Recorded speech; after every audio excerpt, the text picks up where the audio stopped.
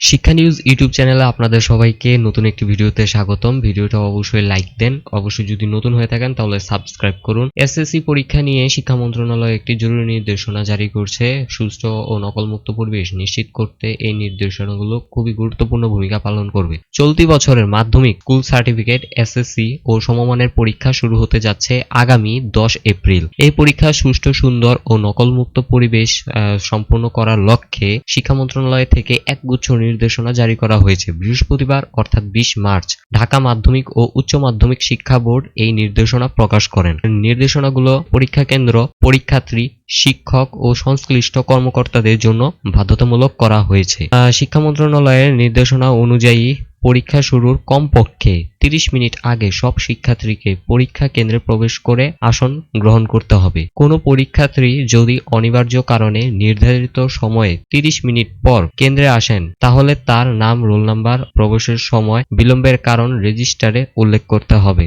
তবে পরীক্ষা শুরুর 30 মিনিট পর কোনো শিক্ষার্থীকে পরীক্ষা কেন্দ্রে প্রবেশ বা পরীক্ষা দেওয়ার অনুমতি দেওয়া হবে না। বিলম্বে আসা পরীক্ষার্থীদের তালিকা প্রতিদিন কেন্দ্র সচিব সংশ্লিষ্ট বোর্ডকে জানাবেন। পরীক্ষা কেন্দ্রে মোবাইল ফোন ও অন্যান্য ইলেকট্রনিক ডিভাইস ব্যবহারে কঠোর নিষেধাজ্ঞা আরোপ করা হয়েছে। কেন্দ্র সচিব ছাড়া অন্য কেউ মোবাইল ফোন, স্মার্ট ওয়াচ, কলম বা অন্য কোনো ইলেকট্রনিক ডিভাইস ব্যবহার করতে পারবেন না। কেন্দ্র সচিব শুধুমাত্র একটি সাধারণ ফিচার ফোন ব্যবহার করতে পারবেন, যাতে ইন্টারনেট বা ক্যামেরার সুবিধা নেই।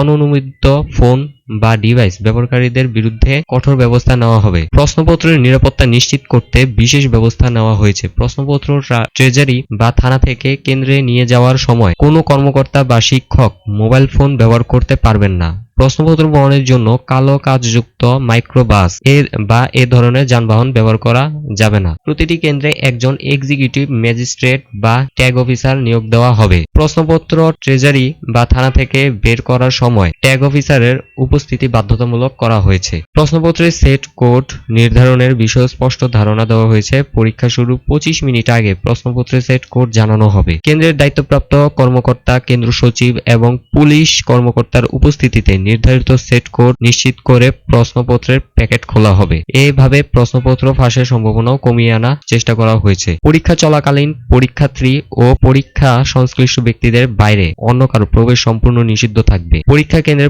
প্রবেশকারী অননুমোদিত ব্যক্তিদের বিরুদ্ধে আইনগত ব্যবস্থা নেওয়া হবে। এছাড়া পরীক্ষা কেন্দ্রের আশেপাশে ফটোকপি মেশিনও বন্ধ রাখার নির্দেশ দেওয়া হয়েছে। কোনো কারণে পরীক্ষা বিলম্বে শুরু হয় তাহলে পরীক্ষার্থীদের পরীক্ষার সময় থেকে নির্ধারিত সময় দেওয়া হবে। অর্থাৎ পরীক্ষা যদি 30 মিনিট দেরিতে শুরু হয় তাহলে পরীক্ষার্থীরা 30 মিনিট বেশি পাবেন। পরীক্ষা সুষ্ঠু, নকলমুক্ত পরিবেশে আয়োজন করার লক্ষ্যে 10 এপ্রিল থেকে 13 মে পর্যন্ত সব ধরনের কোচিং সেন্টার বন্ধ রাখার নির্দেশ দেওয়া হয়েছে। এই সময়ে কোচিং সেন্টার চালালে কঠোর ব্যবস্থা নেওয়া হবে। প্রত্যেক বিষয়ের পরীক্ষা শেষ হওয়ার সঙ্গে সঙ্গেই উত্তরপত্র নিকটস্থ ডাক বিভাগে পাঠানোর ব্যবস্থা করতে হবে।